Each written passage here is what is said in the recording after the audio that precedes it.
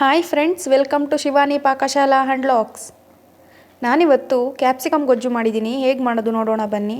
ಅದಕ್ಕೂ ಮುಂಚೆ ನನ್ನ ಚಾನಲ್ನ ಸಬ್ಸ್ಕ್ರೈಬ್ ಮಾಡ್ಕೊಂಡಿಲ್ಲ ಅಂದರೆ ಸಬ್ಸ್ಕ್ರೈಬ್ ಮಾಡ್ಕೊಂಡು ನೋಡೋದನ್ನ ಮರಿಬೇಡಿ. ಕ್ಯಾಪ್ಸಿಕಮ್ ಗೊಜ್ಜು ಮಾಡಲು ಬೇಕಾಗುವ ಸಾಮಗ್ರಿಗಳು: ನಾನು 4 ಕ್ಯಾಪ್ಸಿಕಮ್ನ ಕಟ್ ಮಾಡಿ ಇಟ್ಕೊಂಡಿದ್ದೀನಿ, 1 ಈರುಳ್ಳಿ ಕಟ್ ಮಾಡಿ ಇಟ್ಕೊಂಡಿದ್ದೀನಿ, 1 ಟೊಮೊಟೊ ಕಟ್ ಮಾಡಿ ಇಟ್ಕೊಂಡಿದ್ದೀನಿ, ಸಾಸಿವೆ 1/4 ಟೇಬಲ್ ಸ್ಪೂನ್, ಕಡಲೆಬೇಳೆ 1 ಟೇಬಲ್ ಸ್ಪೂನ್, ಕರಿಬೇವು 1 8 ಎಸಳು, ತೆಂಗಿನ ತುರಿ 2 ಟೇಬಲ್ ಸ್ಪೂನ್, ಕೊತ್ತಂಬರಿ ಸ್ವಲ್ಪ ಹಚ್ಚಿಟ್ಕೊಂಡಿದ್ದೀನಿ, ಉಪ್ಪು ರುಚಿಗೆ ತಕ್ಕಷ್ಟು, ಸಾಂಬಾರು ಪೌಡರ್ 1-2 ಟೇಬಲ್ ಸ್ಪೂನ್ ತೊಗೊಂಡಿದ್ದೀನಿ. ಎಷ್ಟು ಕ್ಯಾಪ್ಸಿಕಮ್ ಗೊಜ್ಜು ಮಾಡಲು ಬೇಕಾಗುವ ಸಾಮಗ್ರಿಗಳು. ಇವಾಗ ಪ್ಯಾನ್ಗೆ 3 ಟೇಬಲ್ ಸ್ಪೂನ್ ಎಣ್ಣೆ ಹಾಕ್ಕೊಂಡಿದ್ದೀನಿ. ಎಣ್ಣೆ ಬಿಸಿ ಆದಮೇಲೆ ಸಾಸಿವೆ ಹಾಕ್ಕೊಳ್ತಾ ಇದ್ದೀನಿ. ಕಡಲೆಬೇಳೆ ಇವಾಗ ಫ್ರೈ ಮಾಡ್ಕೊಳ್ಬೇಕು. ಕಡಲೆಬೇಳೆ ಸಾಸಿವೆ ಫ್ರೈ ಆದಮೇಲೆ ಕರಿಬೇವು ಹಾಕ್ಕೊಂಡು ಕರಿಬೇವನ್ನು ಫ್ರೈ ಮಾಡ್ಕೊಳ್ಬೇಕು. ಇವಾಗ ಈರುಳ್ಳಿ ಹಾಕ್ಕೊಳ್ತಾ ಇದ್ದೀನಿ. ಈರುಳ್ಳಿನೂ ಸಾಫ್ಟ್ ಆಗೋ ತನಕ ಫ್ರೈ ಮಾಡ್ಕೊಳ್ಬೇಕು.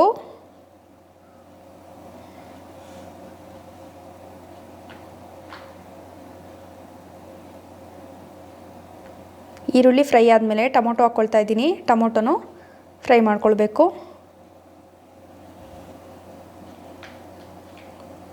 ಇವಾಗ ಕ್ಯಾಪ್ಸಿಕಮ್ ಹಾಕ್ಕೊಳ್ತಾ ಇದ್ದೀನಿ.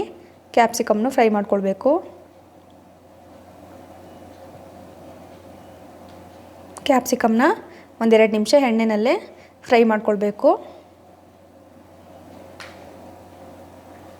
ಕ್ಯಾಪ್ಸಿಕಮ್ ಫ್ರೈ ಆದಮೇಲೆ ಸಾಂಬಾರು ಪೌಡರ್ ಹಾಕ್ಕೊಳ್ತಾ ಇದ್ದೀನಿ. ಈಗ ಮಿಕ್ಸ್ ಮಾಡ್ಕೊಳ್ಬೇಕು.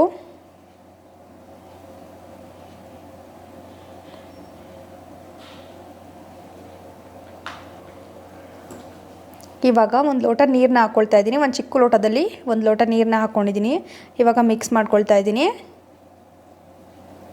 ಇವಾಗ ಲಿಡ್ನ ಕ್ಲೋಸ್ ಮಾಡಿ ಬೇಯಿಸ್ಕೊಳ್ಬೇಕು 10 ನಿಮಿಷ.